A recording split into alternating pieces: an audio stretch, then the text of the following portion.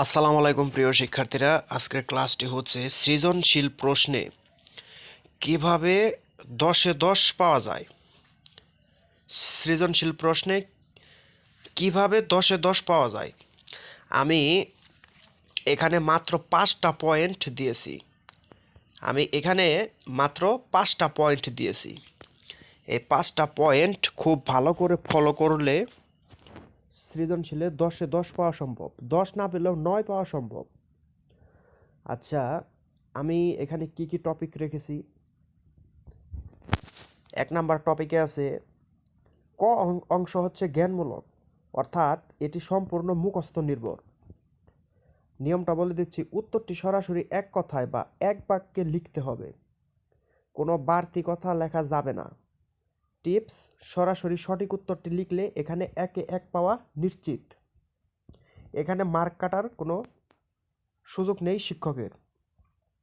2 নাম্বারে দিয়েছি খ অংশ অনুধাবনমূলক। নিয়ম: এটি 2টি প্যারায় লিখতে হবে। প্রথম প্যারা, প্রশ্নে মূল কথাটি এক বাক্য জ্ঞানমূলক।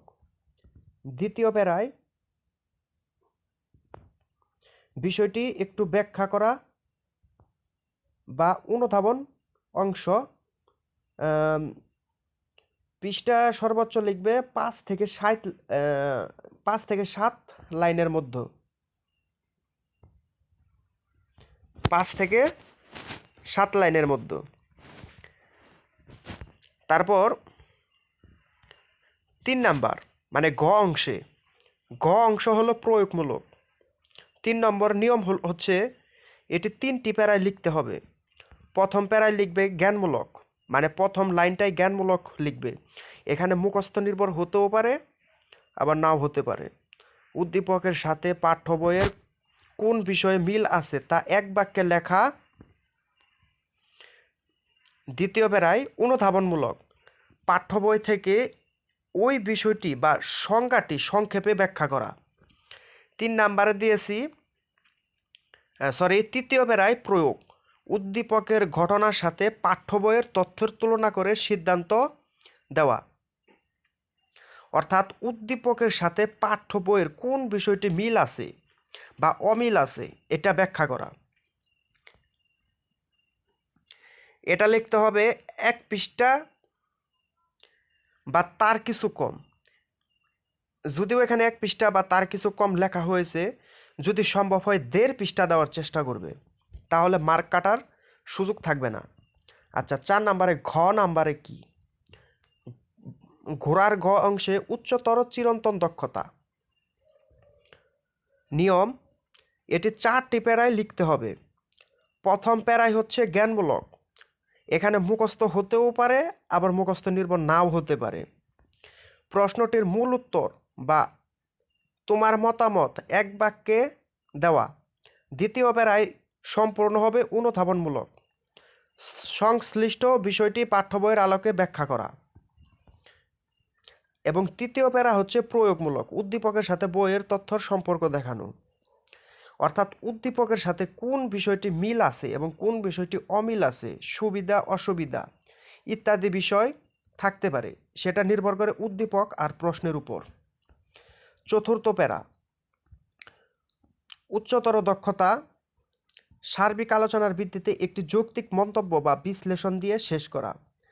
সার্বিক আলোচনার ভিত্তিতে একটি যৌক্তিক মন্তব্য বা বিশ্লেষণ দিয়ে শেষ করা, মানে এখানে অনেকটা তোমার নিজের মতো করে মন্তব্য লিখতে হবে, তবে উদ্দীপক আর পাঠ্য বইয়ের আলোকে। এখানে তোমাকে চিন্তা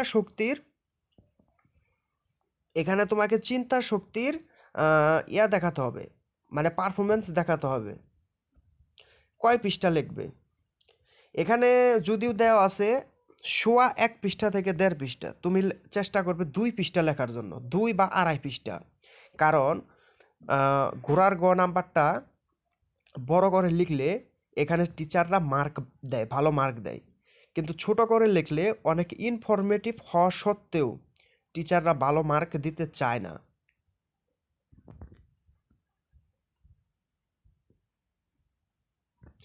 আবার প্যারা বা অনুচ্ছেদ প্রতিটি অংশে ক, খ, গ এবং ঘ উত্তর আলাদা প্যারায় স্পষ্ট করে লিখবে। এক প্যারায় সব লিখলে নম্বর কমে যায়। নাম্বার 2, পরিচ্ছন্নতা, খাতায় কাটাকাটি করা যাবে না। যখন প্রশ্নটি লিখবে তখন কোনো প্রকারে কাটাকাটি করা যাবে না। ভুল হলে এক টানে কেটে দিবে, পাশে লিখবে, ঘষাঘষি করা যাবে না। 3 নাম্বার, মার্জিন ও স্পেসিং, খাতার চারদিকে পর্যাপ্ত মার্জিন রাখবে। এক প্রশ্নের উত্তরের পরের প্রশ্ন শুরুর আগে অন্তত 2 ইঞ্চি জায়গা খালি রাখবে। নাম্বার 4, সময় ব্যবস্থাপনা, একটি সৃজনশীল প্রশ্নের জন্য সর্বোচ্চ 21 থেকে 22 মিনিট সময় নেবে। ঘড়ি ধরে প্র্যাকটিস করা জরুরি। অর্থাৎ এখানে তোমাকে হাতের লেখার স্পিড খুব বাড়াতে হবে। সৃজনশীলে ভালো মার্ক পেতে হলে এবং ফুল অ্যান্সার করতে হলে তোমার এখানে হাতের লেখার স্পিড অনেক বেশি করা দরকার। যদিও এখানে লেখা আছে 21 থেকে 22 মিনিট, কিন্তু তুমি চেষ্টা করবে 17 থেকে 18 মিনিটে লেখার জন্য। নাম্বার 5,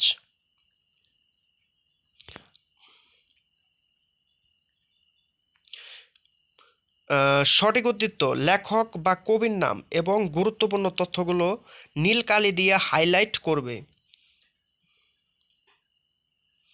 তবে লাল বা সবুজ কালি কখনোই নয়। এবং সর্বশেষে একটি কথা বলবো, সৃজনশীল প্রশ্ন লেখার সময় হাতের লেখা সুন্দর হওয়া অত্যন্ত জরুরি। সৃজনশীল প্রশ্ন লেখার সময় হাতের লেখা সুন্দর করা অত্যন্ত জরুরি। আচ্ছা, আমার এই ভিডিওতে যদি তোমার কোনো টপিক বুঝতে অসুবিধা হয় তাহলে কমেন্টে জানাতে পারো। কমেন্টের রিপ্লাই দিয়ে আমি সমস্যার সমাধান করার চেষ্টা করব। এবং আমার ভিডিওটি ভালো লাগলে আমার চ্যানেলটিকে অবশ্যই সাবস্ক্রাইব করবে, লাইক কমেন্ট করবে। কমেন্ট তো অবশ্যই করবে যদি তোমার কোনো টপিক বুঝতে সমস্যা হয়। আর আমার এই লেখাগুলো বা আমার এই পয়েন্টগুলো, আমি এখানে যে পয়েন্টগুলো দিয়েছি সৃজনশীলে ভালো মার্ক পাওয়ার জন্য, 10-এ 10 পাওয়ার জন্য, 10-এ 10 না পেলেও 9 পাবে শিওর, বা 8 তো দিবেই। আচ্ছা, আল্লাহ হাফেজ, শুভেচ্ছা নিরন্তর। কাম হো গিয়া।